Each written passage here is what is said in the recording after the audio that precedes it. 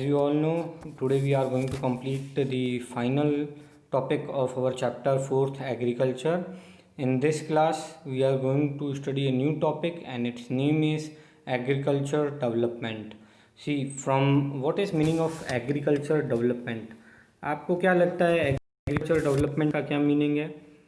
Agriculture development refers to the development in the field of farming or how we can improve the way of farming in which we can get high yield, high crops, large number of crops with minimum cost. So for development we need a good irrigation facilities, a good technology, good techniques. Each and everything is required for agriculture development.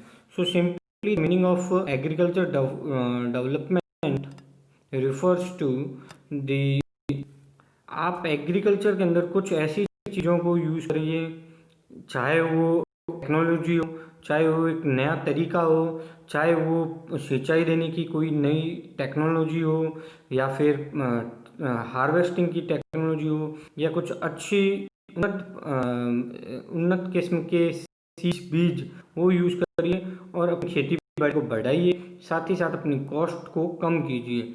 ऐसे जब measures हम कर लेते हैं और development करते हैं तो इसी डेवलपमेंट को हम कहते हैं एग्रीकल्चर डेवलपमेंट। अलग अलग कंट्रीज में जैसी टेक्नोलॉजी होती है उनके अनुसार वैसी होती है। जैसे आज इंडिया में हमारे यहाँ बहुत अच्छी टेक्नोलॉजी है कुछ जगहों पे, जहाँ पे जैसे कि पंजाब हुआ या हमारे जैसलमेर के भी अंदर अगर हम देखें तो कई ऐसी जगह हैं जहाँ पे बहुत ही अच्छी उन्नत खेती बाड़ी होती है। तो उन जगहों पे बहुत ही अच्छी टेक्नोलॉजी यूज होती है। इन तो आप कह सकते हैं कि अलग अलग कंट्रीज़ में अलग अलग जगहों पे उनके पैदावार के हिसाब से ही वो टेक्नोलॉजी वहाँ पे होती है, एग्रीकल्चरल डेवलपमेंट होती है। जैसे इंडिया एक डेवलपिंग कंट्री, हमारे यहाँ पे डेवलपमेंट है खेती बाड़ी के अंदर, एग्रीकल्चर के अंदर आज हम भी बहुत डेवलपिंग स्टेज पे हैं, लेकिन in comparison to developed countries हम पीछे हैं। और हमारे से पीछे कुछ जो और पुअर कंट्रीज़ हैं, अंडर डेवलपिंग कंट्रीज़ हैं जो बिल्कुल डेवलप नहीं है, चाहे वो अफ्रीका की हो, चाहे वो जैसे आप पाकिस्तान को भी कह सकते हैं जो थोड़ी डेवलपिंग कम कंट्री है। तो ऐसी कुछ कंट्रीज़ हैं आज की, नेपाल भी शायद, और नेपाल, भूटान, जहाँ पे थोड़े गरीब देश हैं। तो उन देशों में एग्रीकल्चर जो डेवलपमेंट है वो कम है इन कंपैरिजन टू इंडिया, और इंडिया में कम है यूएसए के कंपैरिजन में, चाइना के कंपैरिजन में। अब हम आगे बढ़ते हैं। आज हमारा टॉपिक एग्रीकल्चर डेवलपमेंट, ये है चैप्टर 4 आपका एग्रीकल्चर। कोशिश करेंगे आज ये चैप्टर कंप्लीट हो जाए और नेक्स्ट क्लास में मैं आपको इसके क्वेश्चन आंसर करवा दूंगा। ये हमारा topic agriculture development refers to the efforts made to increase farm production in order to meet growing demand of increasing population। इसका मतलब यही होता है कि आप ज़्यादा से ज़्यादा प्रोडक्शन कीजिए ताकि ज़्यादा से ज़्यादा डिमांड को आप मीट कर सकें। This can be achieved in many ways, ये बहुत तरीके से आप अचीव कर सकते हैं एग्रीकल्चर डेवलपमेंट, या फिर अपना पैदावार बढ़ा सकते हैं। चाहे तो आप क्रॉप्ड एरिया करिए, नंबर ऑफ क्रॉप्स जो उगा रहे हैं वो कम या ज़्यादा कर सकते हैं, अच्छी इरिगेशन फैसिलिटी यूज़ कर सकते हैं, फर्टिलाइज़र्स का यूज़ करें, high yielding variety of seeds का यूज़ करें। इस तरीके से आप डेवलपमेंट कर सकते हैं या अपनी खेती बाड़ी में जो फसल है उसको बढ़ा सकते हैं। The mechanisation of agriculture is also another aspect of agriculture development. The ultimate aim of agriculture development is to increase food security. सबसे जो अल्टीमेट एम है यही है कि फूड की जो सिक्योरिटी हो, फूड जो है वो ख़राब नहीं हो, हमारे जो क्रॉप्स, हमारी जो खेती है, हम जो फसल उगा रहे हैं वो ख़राब नहीं हो। उसके बाद developed at different places in different parts of the world. Developing countries with large population usually practise intensive agriculture where crops are grown on small holding mostly for subsistence. Larger holdings are more suitable for commercial agriculture. जहाँ large population है, large labour से, घर में बहुत लोग होते हैं, इसलिए वहाँ पे जनरली सब्सिस्टेंस या इंटेंसिव जो एग्रीकल्चर फार्मिंग है वो यूज़ होती है। और जो कमर्शियल फार्मिंग है वो जो बड़ी कंट्रीज है लाइक चाइना, वहाँ पे जनरली चाइना, यूएसए, यहाँ पे यूज़ हो रही है। इसके बाद में हम पढ़ते हैं फार्म इन इंडिया। यहाँ पे अब 2 केस स्टडीज़ बताई गई है।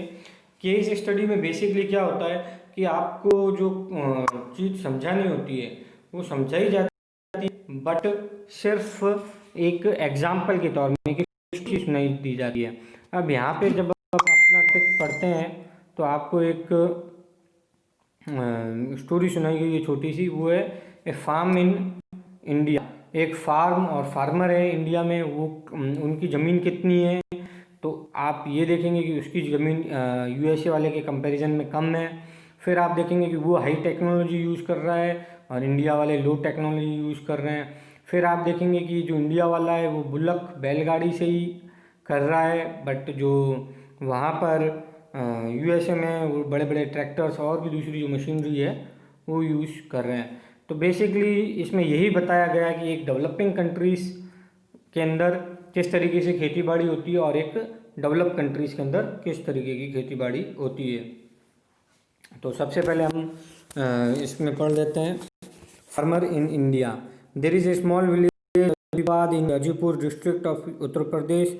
Munnalal is a small farmer in the village who has farm of 1.5 hectare. एक आदमी है उसके पास मात्र 1.5 हेक्टर की जो ज़मीन है। His house is in main village. He purchased high yielding varieties of seeds from market every alternate year. The land is fertile and he grows at least 2 crops in a year, which are normally wheat, rice. The farmer takes advice of his friend and elders as the government agriculture regarding farming practices. He takes a tractor on rent for plugging of his land through some of his friends still use traditional method of using bullock for plugging. There is a tubewell in the nearby field which he takes on when to irrigate his field. तो यहाँ पे आप देख रहे हैं कि हमारे यहाँ पे जो एक इंडियन फार्मर है मुन्नालाल, वो सब चीज़ें जो जनरली है वो रेंट पे ले रहा है और जो इन्फॉर्मेशन वगैरह ले रहा है वो भी फ्री इन्फॉर्मेशन जो उसके फ्रेंड्स रिश्तेदार हैं जो खेती बाड़ी करते हैं उनसे या फिर कोई गवर्नमेंट एजेंसी से वो फ्री में सब इन्फॉर्मेशन वगैरह लेके ही काम कर रहा है। तो ये एक तरीके से ट्रेडिशनली यूज़ कर रहा है। अब नेक्स्ट जो पार्ट है उसका आगे बढ़ते हैं। अब मुन्नालाल क्या कर रहा है, तो मुन्नालाल की लाइफ में he has 2 buffaloes and 2 few हैं, जो उसके पास कुछ मुर्गियाँ और बफेलोज हैं। He sells milk in the corporate store in the nearby town.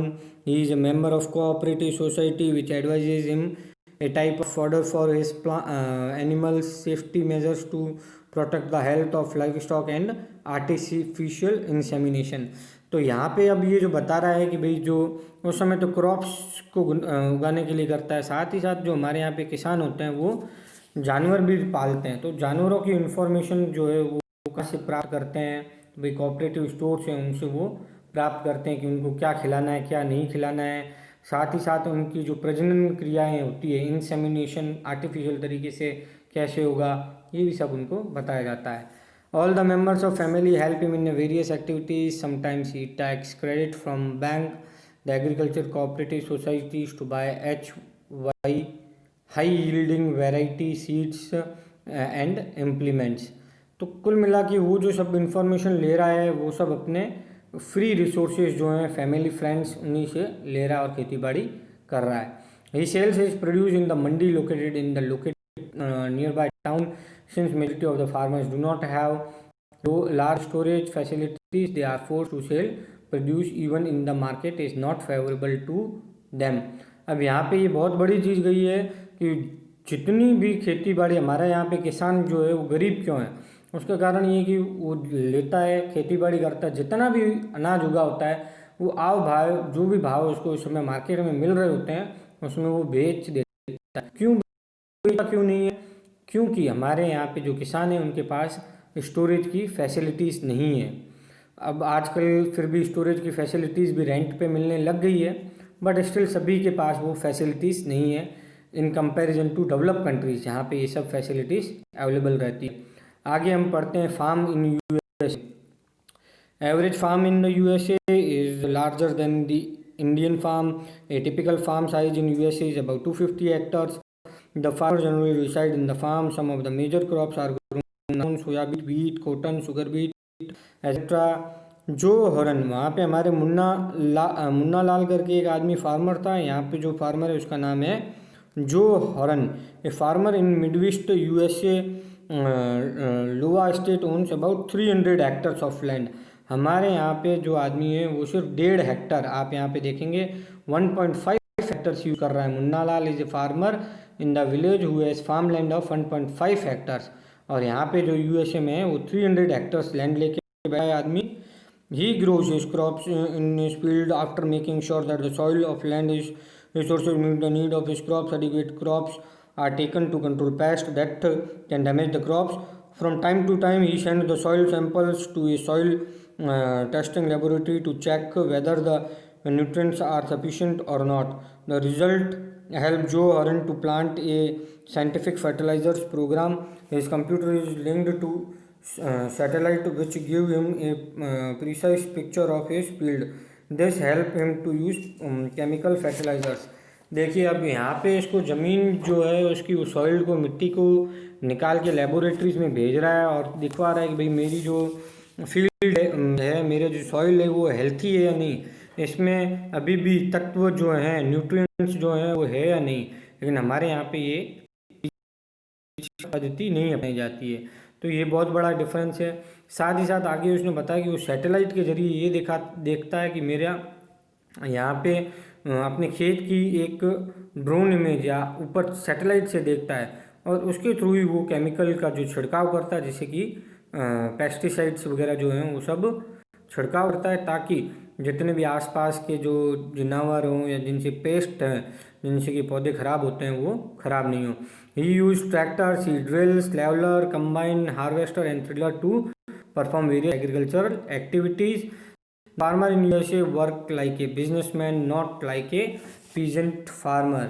सबसे बड़ा जो डिफरेंस है वो ये यहाँ पे बताया गया है कि उनके वहाँ पे जो फार्मिंग करने वाले लोग हैं, जो फॉरेन में जो लोग फार्मिंग कर रहे हैं, यूएसए में कर रहे हैं, वो एक बिजनेसमैन की तरह है। वो जो फार्मर है वहीं पे रहता है, उसकी ज़मीन जो है वो हमसे कई 100 हेक्टर्स की ज़मीन एक नॉर्मल फार्मर के पास है। वो हाई टेक्नोलॉजी यूज़ करता है, वो ट्रैक्टर्स, लेवलिंग मशीन्स, ये सब यूज़ करता है। थ्रेशिंग करने के लिए अलग मशीन यूज़ करता है। टाइम टू टाइम वो अपने जो सॉइल की जांच करवाता है कि देखो मेरे सॉइल में अभी भी पैदा हो सकती है, या ऐसा तो नहीं कि मेरा सॉइल ख़राब हो गया है। इन केस ख़राब हो गया है तो लेटेस्ट फर्टिलाइजर करके उसकी उर्वरकता को बढ़ाता है। तो मेन यही है हमारे और यूएसए के अंदर जो फार्मिंग की डेवलपमेंट है। क्या डेवलपमेंट हमारे यहाँ पे हुआ है और क्या हमारे यहाँ पे नहीं हुआ है, उसको हमको यहाँ पे यूएसए से कंपेयर करना है और इसको अच्छे से केस स्टडी को समझना है। अगर फिर भी आपको नहीं समझ में आए तो हम I am always available on the WhatsApp, as well as we can arrange a small class via Google Meet if it is possible. As you know, this is the Diwali holidays, but still इस साल तो हम बहुत holidays ना चुके हैं। तो आप घर पे रहिए, सेफ रहिए और छोटी हमारी 10-15 मिनट की क्लासेस लगती है। जितना जो भी मैं क्लासेस आप भेजता हूँ उसको प्लीज़ आप पढ़ते रहिए। ये आप सभी के लिए अच्छा होगा, हमारे देश के लिए सबसे बड़ी अच्छी बात होगी कि आज में जब सब चीज़ें रुक गई है, आप और हम सब मिलकर हमारे देश को आगे बढ़ाने के लिए चल रहे हैं। अगर आप लोग पढ़ोगे तो हमारी जो ये पीढ़ी जो है वो रुकेगी नहीं, आगे चलेगी। सो आप सभी कंटिन्यूस पढ़िए और घर पे जो खेल सकते हैं वो खेलिए और अपनी हेल्थ का ध्यान रखिए। कोरोना से तो पूरा ध्यान रखना ही है और पढ़ाई भी करनी है, हमें रुकना नहीं। Thank you, have a nice day.